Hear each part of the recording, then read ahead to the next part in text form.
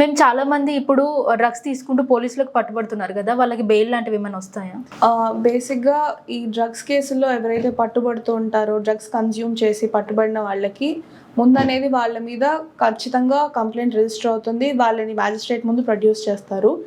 ఆ తర్వాత ఇది డ్రగ్స్ కన్సెప్షన్ అనేది నాన్ బెయిలబుల్ అఫెన్స్. ఆ తర్వాత వాళ్ళకి బెయిల్ కావాలి అంటే అది జడ్జ్ గారి దగ్గర నుంచి తెచ్చుకోవాలి.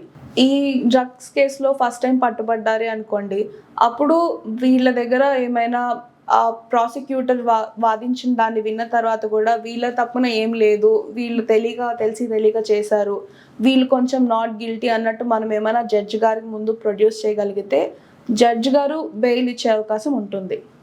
అలా కాకుండా కమర్షియల్ క్వాంటిటీస్లో దొరికిపోతే కనుక, ఎక్కువ హ్యూజ్ క్వాంటిటీస్తో పట్టుబడితే, లేదా మల్టిపుల్ అఫెన్సెస్ లేదా సెకండ్ టైమో థర్డ్ టైమో పట్టుబడితే వాళ్ళకి బెయిల్ రావడం అనేది చాలా కష్టమవుతుంది.